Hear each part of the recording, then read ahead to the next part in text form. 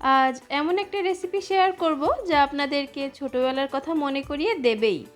আজ বানাবো কটকটি ভাজা, যেটা ছোটোবেলায় অনেকেই খেয়ে থাকবেন। বিভিন্ন রকম মেলাতেও এই কটকটি ভাজা পাওয়া যেত। বাড়িতে কিভাবে এই খাবারটি বানাবেন চলুন একবার দেখিয়ে দিই। ভিডিওটা না টেনে শেষ পর্যন্ত দেখার অনুরোধ রইল।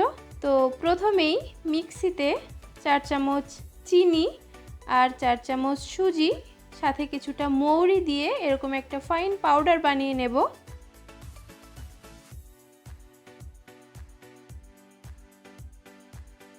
এদিকে একটা বোলের মধ্যে 2 বাটি রেগুলার ইউজের আটা নিয়ে নেব। এবার দেব 4 থেকে 5 টেবিল চামচ বেসন, দিচ্ছি স্বাদ মতো নুন, খাবার সোডা 1 চিমটি মতো, এখানে ব্যবহার করেছি 2 চামচ গাওয়া ঘি। এবার আলতো হাতে সব কিছু একটু নেড়ে চেড়ে নেব।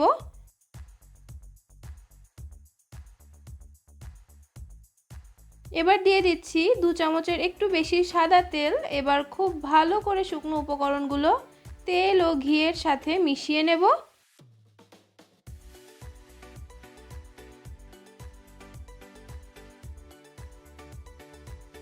এবার যে চিনি সুজি আর মৌরির পাউডারটা বানিয়ে রেখেছিলাম সেটা দিয়ে দিচ্ছি।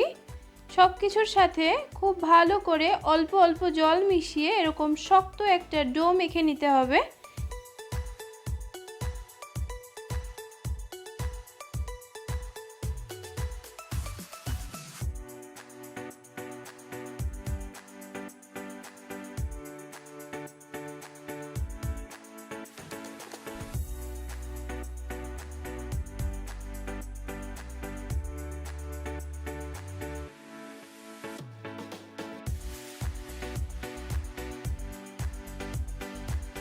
এই দেখুন ডোটা কিন্তু এরকম একটু শক্ত মতো হবে, খুব একটা নরম হলে কিন্তু একদমই ভালো হবে না। এবার ডোটাকে এভাবে সামান্য আটা ছড়িয়ে মোটা করে বেলে নিতে হবে।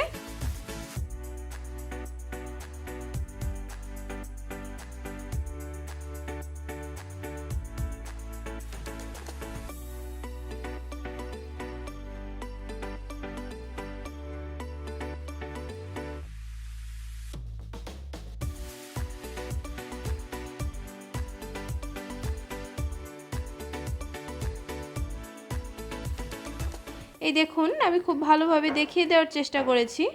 এবার একটা ছুরির সাহায্যে এভাবে ছোট ছোট করে কেটে নেব।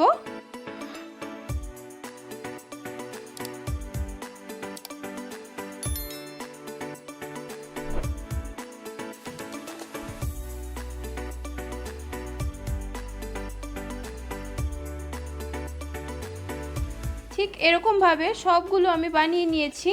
এদিকে একটা কড়াইতে ঢেলে দেব বেশ খানিকটা সাদা তেল। তেলটা মোটামুটি গরম হয়ে আসলে যেগুলো বানিয়ে রেখেছিলাম একে একে ছেড়ে দেব। খুব একটা হাই ফ্লেমে ভাজতে যাবেন না, ফ্লেমটাকে অবশ্যই প্রথম থেকে শেষ পর্যন্ত মিডিয়ামে রাখার চেষ্টা করবেন, তা না হলে ভেতরটা একদমই কাঁচা রয়ে যাবে আর ওপরটা পুড়ে যাবে। এভাবে উল্টে পাল্টে কিছুক্ষণ ভাজতে হবে।